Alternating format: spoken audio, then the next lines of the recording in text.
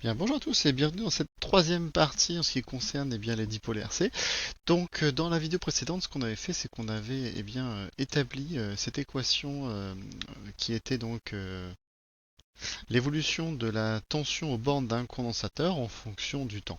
Donc on avait ici, c'est une fonction exponentielle, et donc on s'aperçoit que la tension aux bornes de votre condensateur, elle n'atteint pas sa valeur maximale instantanément. Évidemment, il va lui falloir un certain temps pour arriver à cette valeur maximale. Et donc quand on regarde un petit peu cette équation-là, on s'aperçoit que le E c'est une constante, c'est celle que je vais imposer par mon générateur, le temps c'est ma variable, et donc en fait ce qui va se passer c'est que justement cette montée ne va dépendre que d'un seul paramètre ici, c'est le paramètre RC. Donc ça, RC, c'est ce qu'on va appeler le temps caractéristique. Pourquoi c'est un temps? En fait, dans la partie ici, dans l'exponentielle, on a un temps divisé par RC. Or, ce qui est à l'intérieur de votre exponentielle ne peut pas avoir d'unité. Ça veut dire que forcément, le produit R fois C doit être homogène à un temps. On va le démontrer un peu plus tard, mais en tout cas, si j'ai un temps, je dois le diviser forcément aussi pour un temps pour ne pas avoir d'unité. C'est un peu comme dans les sinus, hein. À l'intérieur du sinus, c'est une distance divisée par une autre distance, donc ça n'a pas d'unité. Voilà. Alors on va pouvoir noter dans votre feuille de cours ici, donc petit 2. Donc la durée de charge d'un condensateur n'est pas instantanée. D'après l'expression établie précédemment, elle dépend du produit R C. Alors, puisque la fonction exponentielle ne peut pas avoir d'unité, le produit RC doit être homogène à un temps. Et donc, on va définir ce temps, justement, ce produit RC, c'est un temps. On va lui donner un petit nom, on va l'appeler taux, et on va lui dire que taux est égal à R fois C, et ça, c'est ce qu'on appelle le temps caractéristique. Donc, voici la lettre taux, faites un petit peu mieux ici. Donc, exercice, montrer par une analyse dimensionnelle que la constante de temps taux est homogène à un temps. Donc en gros ici, il faut que je montre que ce taux ici, c'est forcément une durée. Alors c'est le produit de deux choses, une résistance et une capacité. Alors si je fais le produit, la résistance c'est en ohms et puis la capacité c'est en farad. Est-ce que les ohms farad c'est égal à un temps? Alors pour ça il va falloir trouver des formules qui, va nous permettre donc de transformer ça dans quelque chose qui va ressembler au système international.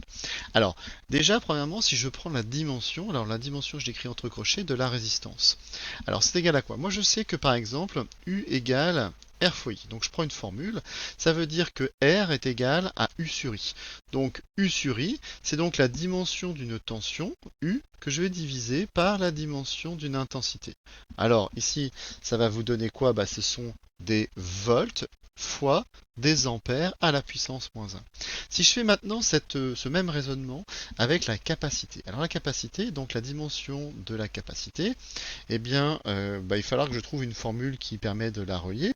On connaît Q égale U fois C, avec Q la charge, U la tension et C la capacité. Donc ça veut dire que C c'est Q sur U. Donc ce qui veut dire que c'est la dimension d'une charge que je vais diviser par la dimension d'une tension, c'est le volt.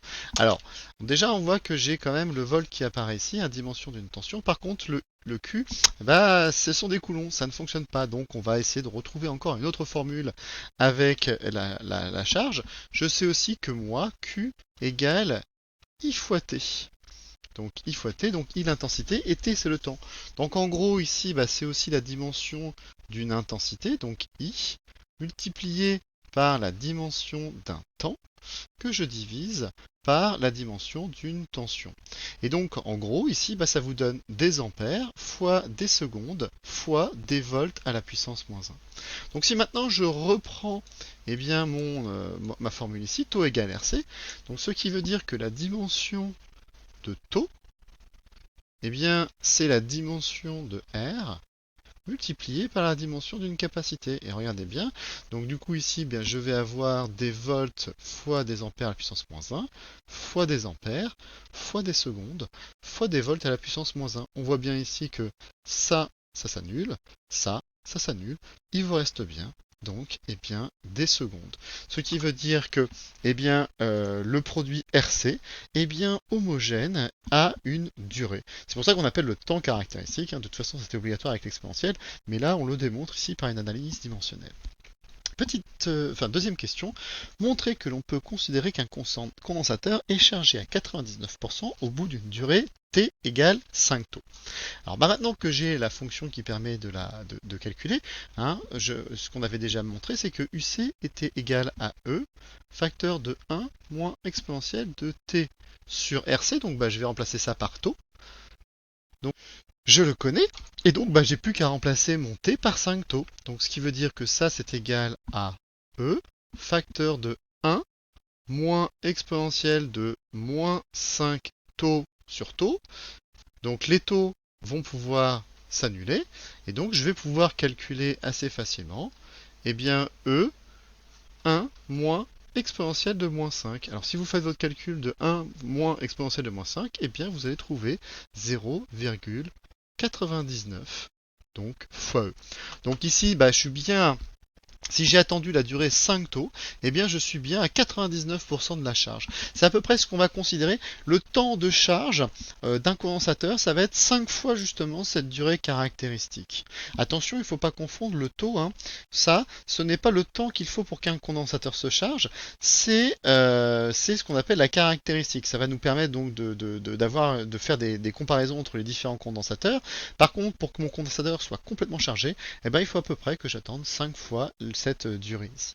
Alors, comment est-ce qu'on va faire justement, petit 3, pour déterminer graphiquement la valeur de taux lors de l'achat? Je vais regarder un petit peu ce qui se passe justement quand je suis à ce temps qui est égal à taux.